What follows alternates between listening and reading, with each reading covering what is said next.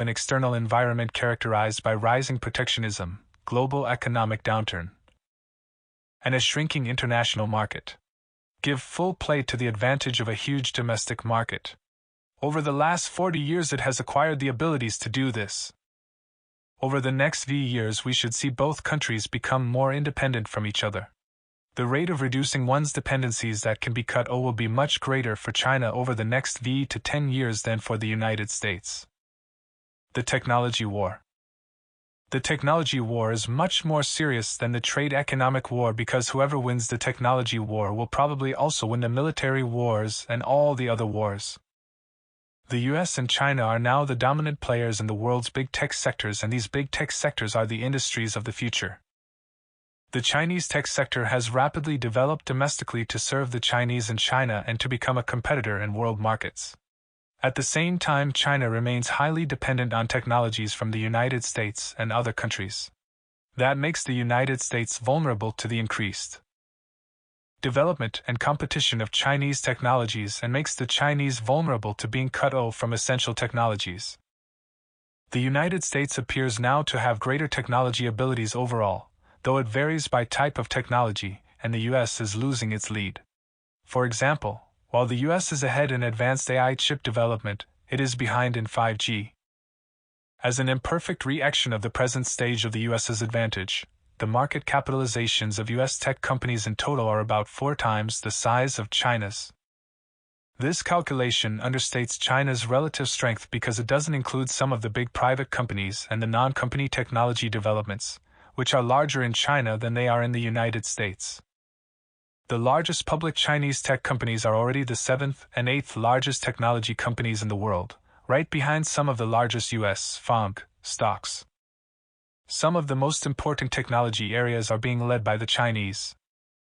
Consider that 40% of the world's largest civilian supercomputers are now in China, and it is leading in some dimensions of the AI big data race and some dimensions of the quantum computing encryption communications race. Similar leads in other technologies exist, such as in tech where the volume of e-commerce transactions and mobile-based payments in China is the highest in the world and well ahead of that in the US. There are likely technologies that even the US's most informed intelligence services don't know about that are being developed in secret.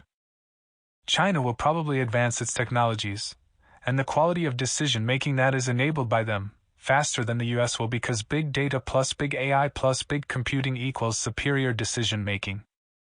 The Chinese are collecting vastly more data per person than is collected in the US, and they are investing heavily in AI and big computing to make the most of it. The amount of resources that are being poured into these and other technology areas is far greater than those in the US. As for providing money, both venture capitalists and the government are providing virtually unlimited amounts to Chinese developers. As for providing people, the number of science, technology, engineering, and math graduates that are coming out of college and pursuing tech careers in China is about 8 times that in the US. The United States has an overall technology lead and of course has some big hubs for new innovations, especially in its top universities and its big tech companies. While the US isn't out of the game, its relative position is declining because China's technological innovation abilities are improving at a faster pace. Remember that China is a country whose leaders 37 years ago marveled at the handheld calculators I gave them. Imagine where they might be 37 years from now. To GHD the technology threats, the United States has responded at times by preventing Chinese companies from operating in the United States, trying to undermine their usage internationally, and possibly hurting their viability through sanctions that prevent them from getting items needed for production. Is the United States doing that because China is using these companies to spy in the United States and elsewhere, because the United States is worried about them and other Chinese technology companies being more competitive? And or because they are retaliating for the Chinese not allowing American tech companies to have free access to the Chinese market? While that is debatable, there is no doubt that these and other Chinese companies are becoming more competitive at a fast pace. In response to this competitive threat, the United States is moving to contain or kill threatening tech companies. Interestingly, while the United States is cutting no access to intellectual property now, it would have had a much greater power to do so not long ago because the United States had so much more intellectual property relative to others. China has started to do the same to the United States, which will increasingly hurt because Chinese IP is becoming better in many ways. Regarding the stealing of technologies, while it is generally agreed to be a big threat, it does not fully explain actions taken against Chinese tech companies.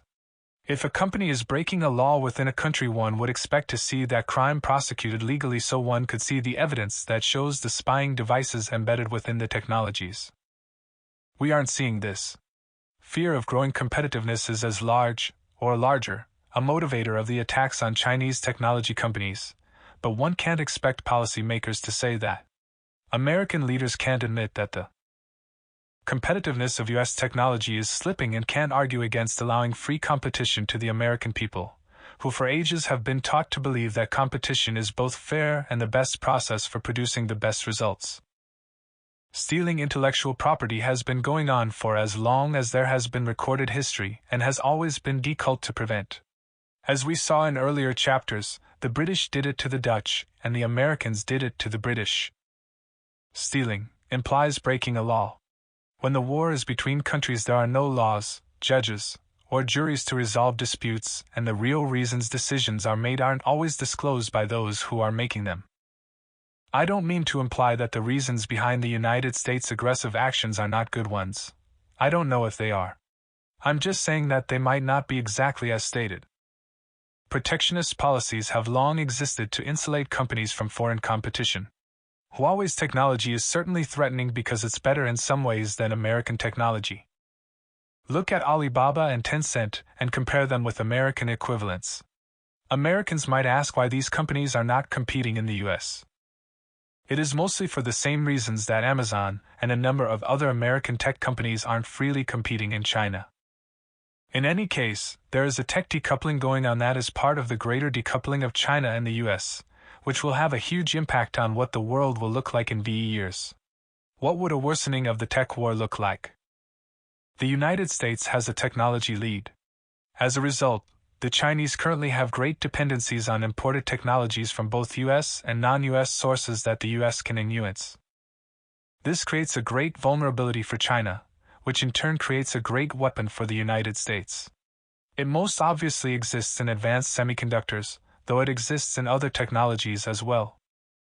The dynamic with the world's leading chip maker, Taiwan Semiconductor Manufacturing Company, which provides the Chinese and the world with needed chips, and which can be influenced by the United States, is one of many interesting dynamics to watch, especially since it is located in Taiwan. There are many such Chinese technology imports that are essential to China's well-being and many fewer American imports from China that are essential to the United States' well-being.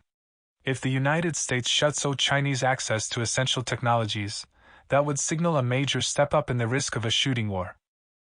On the other hand, if events continue to transpire as they have been transpiring, China is poised to be much more independent and in a much stronger position than the United States technologically in 10 years, at which time we will likely see these technologies much more decoupled. This picture changes by the day, and it is important to stay on top of it. The geopolitical war. Sovereignty, especially as it relates to the Chinese mainland, Taiwan, Hong Kong, and the East and South China Seas, is probably China's biggest issue. Beyond these are several other areas of strategic economic importance, such as those countries involved in China's Belt and Road Initiative. As you might imagine, the century of humiliation in the 19th century and the invasions by foreign barbarians during it gave Mao and the Chinese leaders to this day compelling motivations to have complete sovereignty within their borders. Get back the parts of China that were taken away from them, and never again be so weak that they can be pushed around by foreign powers. China's desire for sovereignty and for maintaining its distinct ways of doing things are why the Chinese reject American demands for them to change Chinese internal policies. In private, some Chinese point out that they don't dictate how the United States should treat people within its borders. They also believe that the United States and European countries are culturally prone to proselytizing, i.e., to imposing on others their values, Judeo-Christian beliefs, morals, and ways of operating, and that this inclination has developed through the millennia, since before the Crusades. To the Chinese, the sovereignty risk and the proselytizing risk make a dangerous combination that could threaten China's ability to be all it can be by following the approaches that it believes are best. The Chinese believe that their having sovereignty and the ability to approach things the way that they believe is best as determined by their hierarchical governance structure is sacrosanct. Regarding the sovereignty issue, they also point out that there are reasons for them to believe that the United States would topple their government, the Chinese Communist Party, if it could, which is also intolerable. These are the biggest existential threats that I believe the Chinese would GHT to the death to defend, and the United States must be careful in dealing with China if it wants to prevent a hot war. For issues not involving sovereignty, I believe the Chinese expect to look to influence them nonviolently and avoid a hot war. Probably the most dangerous sovereignty issue is Taiwan. Many Chinese people believe that the United States will never follow through with its implied promise to allow Taiwan and China to unite, unless the U.S. is forced to do so.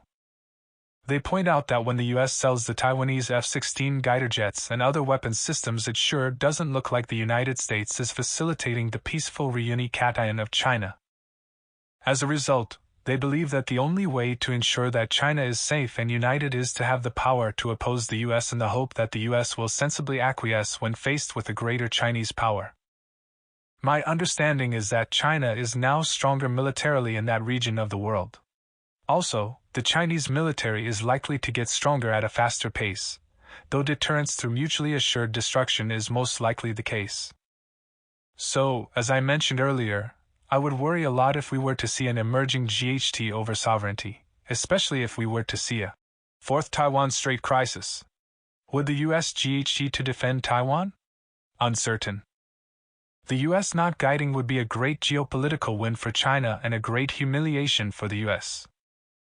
It would signal the decline of the U.S. empire in the PCC and beyond in much the same way as the British loss of the Suez Canal signaled the end of the British Empire in the Middle East and beyond. The implications of that would extend well beyond that loss. For example, in the British case it signaled the end of the pound as a reserve currency. The more of a show the U.S. makes of defending Taiwan, the greater the humiliation of a lost war or a retreat would be.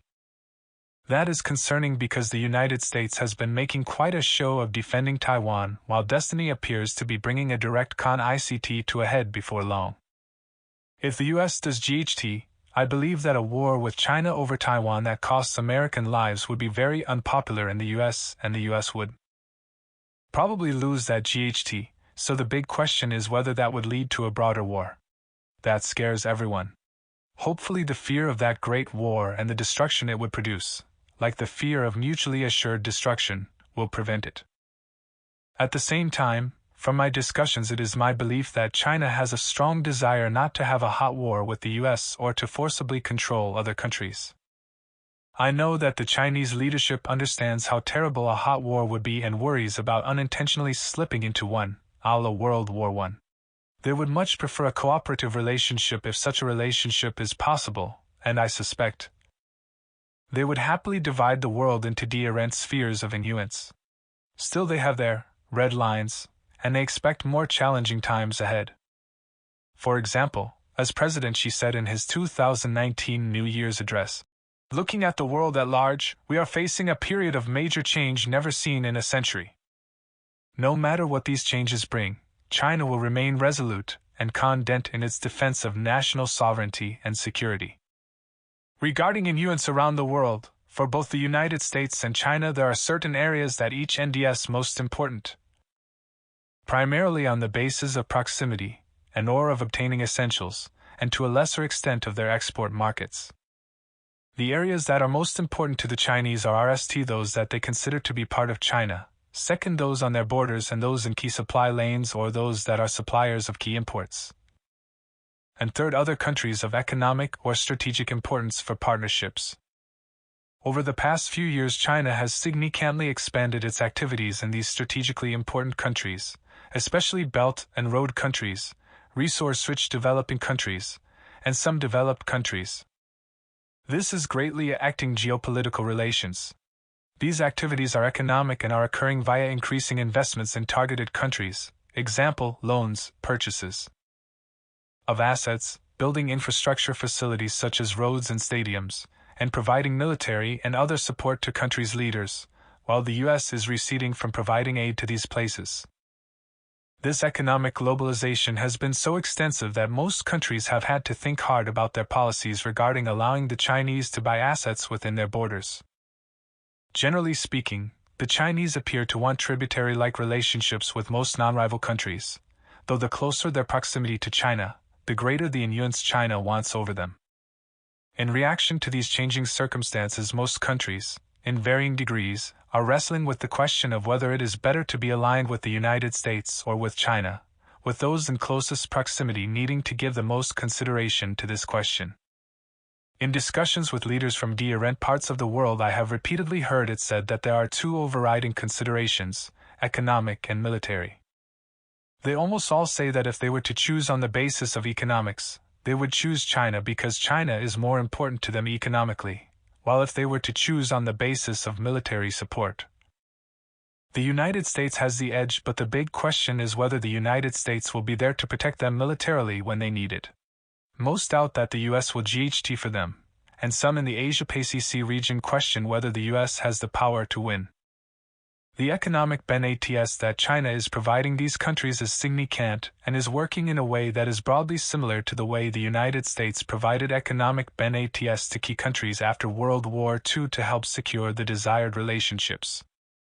It was not many years ago that there were no significant rivals to the United States, so it was quite easy for the United States to simply express its wishes and envy that most countries would comply.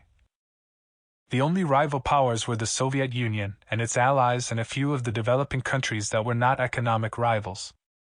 Over the last few years, Chinese influence over other countries has been expanding while US influence has been receding.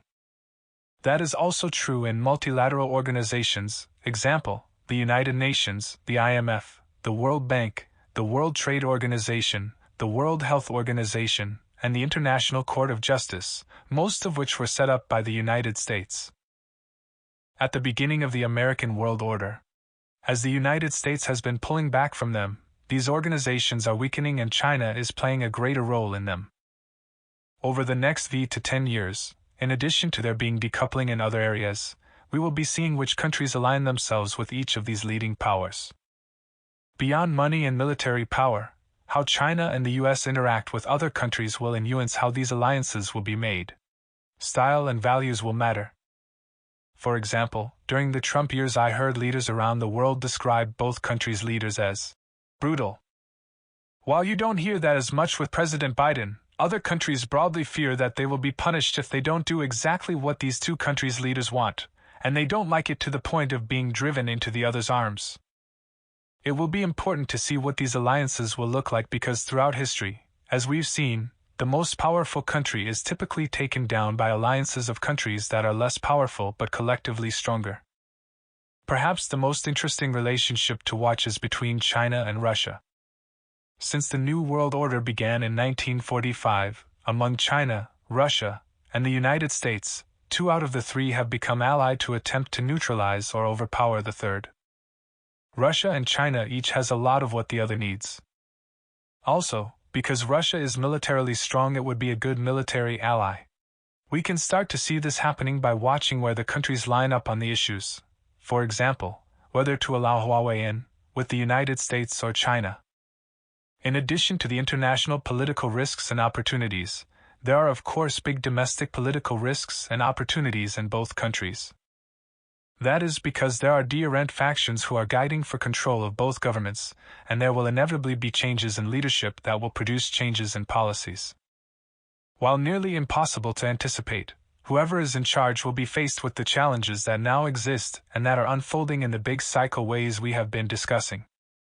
Since all leaders step on and get at different parts of these cycles, they face a certain set of likely situations to be encountered. Since other people in history have stepped on and at the same parts of past cycles, by studying what these others encountered and how they handled their encounters at the analogous stages, and by using some logic, we can imperfectly imagine the range of possibilities. The Capital War. As history has shown, one of the biggest risks in ICT is that access to one's money capital can be shut off. This can happen by a. the moves of one's opponents and or b. self-inflicted harmful actions that lead those who provide capital to not want to provide it. In Chapter 6, I reviewed classic capital war moves. Some of these are now being used and could be used in a more forceful way, so they have to be watched closely. The goal in a capital war is to cut the enemy off from capital because no money equals no power. The degrees to which these things occur correspond to the severity of the CON-ICT. Sanctions, as they are now called and employed, come in many forms, with the broad categories being financial, economic, diplomatic, and military. Within each of these categories there are many versions and applications. I'm not going to delve into the various versions and targets because that would be too much of a digression. The main things to know are: the United States' greatest power comes from having the world's leading reserve currency, which gives the US enormous buying power because it gives it the ability A, to print the world's money and have it widely accepted abroad, and B, to control who gets it. The United States is at risk of losing its reserve currency status. The US dollar remains the dominant world reserve currency because it is used for trade, global capital transactions, and reserves much more than any other currency. History and logic show that the leading reserve currency is slow to be replaced for the same reasons that the leading world language is slow to be replaced, because so many people have adopted it, and because it is entwined within the system. The existing positions of reserve currencies as reacted by the amounts held by central banks are shown here. Share of central bank reserves by currency. Based on data through 2019. Because the dollar is the dominant currency in world trade, capital outlays, and reserves, it is the world's leading reserve currency, which puts the US in the enviable position of being able to print the world's money and to enact ICT sanctions on its enemies. The US now has an arsenal of sanctions, which is its most used arsenal of weapons. As of 2019, there were approximately 8,000 US sanctions in place targeted at individuals, companies, and governments. Through these powers, the US can get the money it needs, and it can cut opposing countries from getting money and credit by preventing financial institutions and others from dealing with them. These sanctions are by no means perfect or all-encompassing, but they are generally effective. The United States is at risk of losing its dominant position as a reserve currency because the amounts of dollar-denominated debt in foreigners' portfolios, such as central bank reserves and sovereign wealth funds, are disproportionately large based on a number of measures of what the size of reserve currency holdings should be. The U.S. government and the U.S. central bank are increasing the amounts of dollar-denominated debt and money at an extraordinarily fast pace, so it will likely be hard to end the adequate demand for U.S. debt without the Federal Reserve having to monetize a lot of it.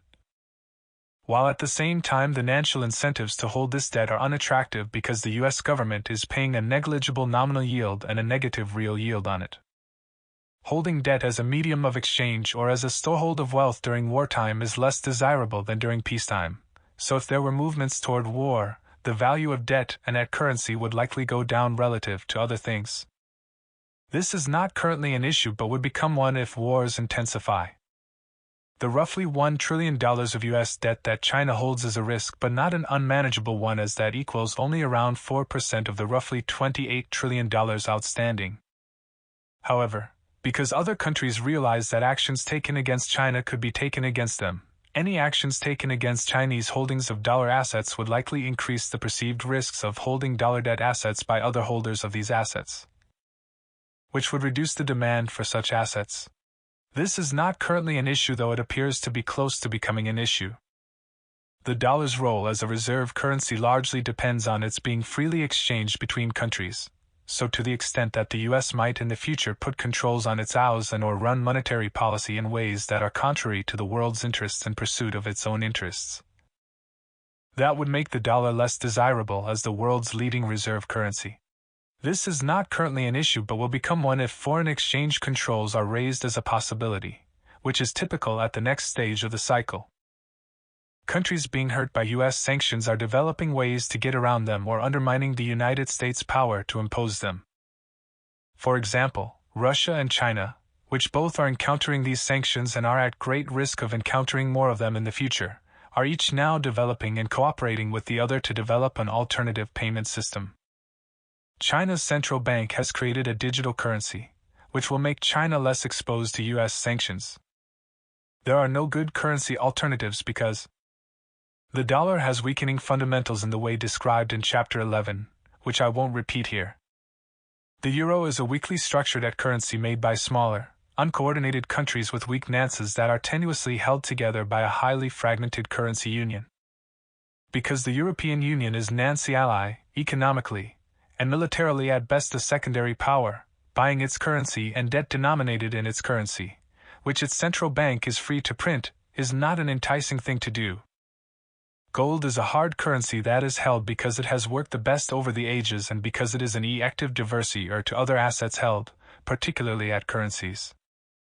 While before 1971 gold was at the foundation of the world's currency system, at this time it is a relatively dead asset since there are no significant international trade and capital transactions in it, and it isn't used to balance external accounts. It is also a market that is too small to become a high share of wealth at current prices. A move to gold from currency-based assets, which would only come in the event of an abandonment of that system, would lead to an explosion in gold's price. The yen is a currency that is also not widely used internationally by non-Japanese people and suffers from a lot of the same problems that the dollar has, including having too much debt that is increasing quickly and being monetized so that it is paying unattractive interest rates. Also, Japan is only a moderate global economic power and is a weak military power. The pound is an anachronistically held currency that has relatively weak fundamentals, and the UK is relatively weak in almost all of our measures of a country's economic geopolitical power. The renminbi is the only currency to be chosen as a reserve currency because of its fundamentals. China's potential is sizable. Its shares of world trade, world capital outlay, and world GDP are roughly equal to the United States. China has managed its currency to be relatively stable against other currencies and against goods and services prices. It has large foreign exchange reserves, it doesn't have a 0% interest rate and a negative real interest rate, and it isn't printing and monetizing a lot of debt. Increasing investments in China strengthens the currency because those purchases have to be made in its currency. Those are the positives. The negatives are that China has a relatively large amount of domestic debt that has to be restructured. The renminbi is not a currency that is widely used for global trade and financial transactions. China's clearing system is undeveloped. And money is not allowed to freely in and out of the currency. So there are no attractive world reserve currencies to compete with the dollar. History has shown that whenever A, currencies are not desired and B, there are no other currencies that are attractive to go into, the currencies are still devalued and the capital finds its way into other investments. As a result, there is a strong alternative currency for a devaluation of a currency to take place. Things will change. To the extent that the United States and China are in a capital war, the development of Chinese currency and capital markets would be detrimental for the United States and beneficial for China. Without the U.S. attacking China's currency and capital markets in an attempt to weaken them, and or the Chinese hurting their own currency and capital markets, by making policy shifts that make these markets less attractive, China's currency and capital markets will probably develop quickly to increasingly compete with U.S. markets. It is up to American policymakers to decide whether or not they will try to disrupt this evolutionary path by becoming more aggressive or accept that evolution, which will likely lead to China becoming relatively stronger, more self-sufficient, and less vulnerable to being squeezed by the U.S. Though the Chinese have less power to hurt the U.S. dollar and its capital markets, and its best moves would be to strengthen its own currency, there are some possibilities that it will attempt to harm the dollar. As explained in my study of past cycles, the war typically intensifies as the cycle progresses. Comparing historical cases with their modern-day equivalents, example, moves by the US and Japan prior to World War II with moves by the US and China now, should be helpful as the cycle progresses. The military war. I am not a military expert, but I get to speak with military experts, and I do research on the subject, so I will pass along what has been shared with me. Take it or leave it as you wish. It is impossible to visualize what the next major military war will be like, though it probably will be much worse than most people imagine. That is because a lot of weaponry has been developed in secret, and because the creativity and capabilities to an ICT pain have grown enormously in all forms of warfare since the last time the most powerful weapons were used and seen in action. There are now more types of warfare than one can imagine and, within each, more weapons systems than anyone knows. While of course nuclear warfare is a scary prospect, I have heard equally scary prospects of biological, cyber, chemical, space, and other types of warfare. Many of these are untested, so there is a lot of uncertainty about how they would go. Based on what we do know, the headline is that the United States and China's geopolitical war in the East and South China Seas is escalating militarily because both sides are testing the other's limits. China is now militarily stronger than the United States in the East and South China Seas, so the US would probably lose a war in that region, while the United States is stronger around the world and overall and would probably win a bigger war. But a bigger war is too complicated to imagine well because of the large number of unknowns, including how other countries would behave in it and what technologies secretly exist. The only thing that most informed people agree on is that such a war would be unimaginably horrible. Also notable, China's rate of improvement in its military power, like its other rates of improvement, has been extremely fast, especially over the last 10 years, and the future rate is expected to be even faster. Even more so if China's economic and technological improvements continue to outpace those of the United States.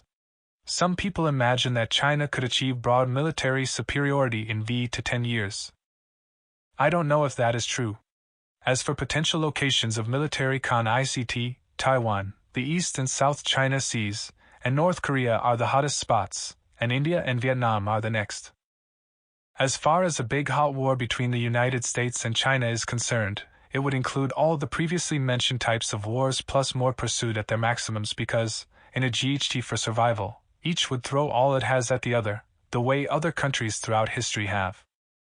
It would be World War III, and World War III would likely be much deadlier than World War II, which was much deadlier than World War I because of the technological advances in the ways we can hurt each other. Proxy wars are also part of the picture, and should be watched as they are very active in chipping away at a leading world power's strength and global influence. In thinking about the timing of a war, I keep in mind the principles that, when countries have big internal disorder, it is an opportune moment for opposing countries to aggressively exploit their vulnerabilities. For example, the Japanese made their moves to invade China in the 1930s when China was divided and exhausted by its ongoing civil war. History has taught us that when there are leadership transitions and or weak leadership at the same time that there is big internal conflict, the risk of the enemy making an offensive move should be considered elevated. Because time is on China's side, if there is to be a war, it is in the interest of the Chinese to have it later and in the interest of the US to have it sooner. I'm now going to add two other types of war, the culture war, which will drive how each side will approach these circumstances, including what they would rather die for than give up, and the war with ourselves, which will determine how active we are and which will lead us to be strong or weak in the critical ways we explored in Chapter 1. The culture war. How people are with each other is of paramount importance in determining how they will handle the circumstances that they jointly face, and the cultures that they have will be determinants of how they are with each other. What Americans and the Chinese value most, and how they think people should be with each other determine how they will deal with each other in addressing the conflicts that we just explored. Because Americans and the Chinese have different values and cultural norms that they will GHT and die for, if we are going to get through our differences peacefully, it is important that both sides understand what these are and how to deal with them well. As described earlier, Chinese culture compels its leaders in society to make most decisions from the top down, demanding high standards of civility, putting the collective interest ahead of individual interests, requiring each person to know their role and how to play it well, and having loyal respect for those superior in the hierarchy. They also seek rule by the proletariat, which in common parlance means that opportunities and rewards are broadly distributed. In contrast, American culture compels its leaders to run the country from the bottom up, demanding high levels of personal freedom, favoring individualism over collectivism, admiring revolutionary thinking and behavior, and not respecting people for their positions as much as for the quality of their thinking. These core cultural values drove the types of economic and political systems each country chose. To be clear, most of these differences aren't obvious in day-to-day life. They generally aren't very important relative to the shared beliefs that Americans and the Chinese have, which are numerous, and they aren't held by all Chinese or all Americans, which is why many Americans are comfortable living in China and vice versa. Also, they are not pervasive. For example, the Chinese in other domains, such as Singapore, Taiwan, and Hong Kong, have had governance systems that are similar to Western democratic systems. Still, these cultural differences subtly affect most everything, and in times of great conflict, they are the defining differences that determine whether the parties GHT or peacefully resolve their disputes. The main challenge the Chinese and Americans have with each other arises from some of them failing to understand and empathize with the other's values and ways of doing things, and not allowing each other to do what they think is best. While the opening up of both countries has increased their interactions and their increasingly shared practices have made both environments and their people much more similar than they ever were before, the differences in approaches are still notable. They are reflected in how each country's government and its people interact with each other, and how Americans and the Chinese interact, especially at the leader-to-policymaker level. Some of these cultural differences are minor, and some of them are so major that many people would GHT to the death over them. Example, most Americans believe in, "Give me liberty or give me death," while to the Chinese individual liberty isn't nearly as important as collective stability is. These differences are also reflected in everyday life. For example, the Chinese government, being more paternal, regulates what types of video games children play and how many hours a day they can play them, whereas in the United States video games aren't government regulated because such things are considered an individual parent's decision to make. One could argue the merits of either approach. The Chinese hierarchical culture makes it natural for the Chinese to simply accept the government's direction, while the American non-hierarchical culture makes it acceptable for Americans to GHT with their government over what to do. Similarly, different cultural inclinations nuanced how Americans and the Chinese reacted to being told that they had to wear masks in response to COVID-19, which led to second-order consequences because the Chinese followed the instructions and Americans often didn't, affecting the numbers of cases and deaths and the economic impact. These culturally determined differences in how things are handled affect how the Chinese and Americans react differently to many things: information privacy, free speech, free media, etc., which add up to lots of ways that the countries operate differently. While there are pros and cons to these different cultural approaches, and I'm not going to explore them here, I do want to get across that the cultural differences that make Americans American and the Chinese Chinese are deeply embedded. Given China's impressive track record and how deeply imbued the culture behind it is, there is no more chance of the Chinese giving up their values and their system than there is of Americans giving up theirs. Trying to force the Chinese and their systems to be more American would, to them, mean subjugation of their most fundamental beliefs, which they would GHT to the death to protect. To have peaceful coexistence, Americans must understand that the Chinese believe that their values and their approaches to living out these values are best, as much as Americans believe their American values and their ways of living them out are best. For example, one should accept the fact that when choosing leaders, most Chinese believe that having capable, wise leaders make the choices is preferable to having the general population make the choice on a one person, one vote basis, because they believe that the general population is less informed and less capable. Most believe that the general population will choose the leaders on whims and based on what those seeking to be elected will give them in order to buy their support rather than what's best for them. Also, they believe, like Plato believed and as has happened in a number of countries, that democracies are prone to slip into dysfunctional anarchies during very bad times when people GHT over what should be done rather than support a strong, capable leader. They also believe that their system of choosing leaders lends itself to better multigenerational strategic decision-making because any one leader's term is only a small percentage of the time that is required to progress along its long-term developmental arc. They believe that what is best for the collective is most important and best for the country, and is best determined by those at the top. Their system of governance is more like what is typical in big companies, especially multigenerational companies. So they wonder why it is hard for Americans and other Westerners to understand the rationale for the Chinese system following this approach and to see the challenges of the democratic decision-making process as the Chinese see them. To be clear, I'm not seeking to explore the relative merits of these decision-making systems. I am simply trying to make clear that there are arguments on both sides and to help Americans and the Chinese see things through each other's eyes and, most importantly, to understand that the choice is between accepting, tolerating, and even respecting each other's right to do what each thinks is best, or having the Chinese and Americans GHT to the death over what they believe is uncompromisable. The American and Chinese economic and political systems are different because of the differences in their histories and the differences in their cultures that have resulted from these histories. As far as economics is concerned, the two different viewpoints, the classic left and the classic right, exist in China as in the rest of the world. And there have been swings from one to the other in all societies, especially in China, so it would not be correct to say that the Chinese are culturally left or right. Similar swings in American preferences have existed throughout its much more limited history. I suspect that if the United States had a longer history, we would have seen wider swings, as we have in Europe through its longer history. For these reasons, these left versus right inclinations appear to be more big cycle swings around revolutionary trends than evolving core values.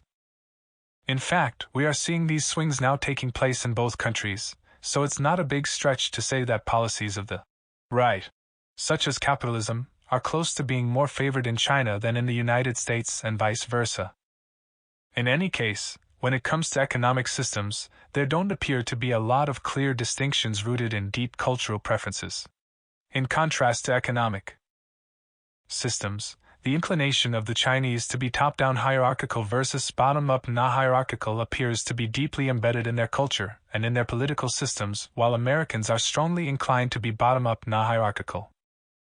As for which approach will work best and win out in the end, I will leave that for others to debate, hopefully without bias, though I will note that most knowledgeable observers of history have concluded that neither of these systems is always good or bad.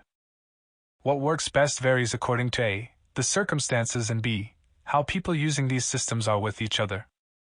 No system will sustainably work well. In fact, all will break down if the individuals in it don't respect it more than what they individually want, and if the system is not flexible enough to bend with the times without. As we imagine how Americans and the Chinese will handle their shared challenge to evolve in the best possible way on this shared planet, I try to imagine where their strong cultural inclinations, most importantly where the irreconcilable differences that they would rather die for than give up, will lead them. For example, most Americans and most Westerners would GHT to the death for the ability to have and express their opinions, including their political opinions. In contrast, the Chinese value the respect for authority more, which is reacted in and demonstrated by the relative powers of individuals and the organizations they belong to and their responsibility to hold the collective organization responsible for the actions of individuals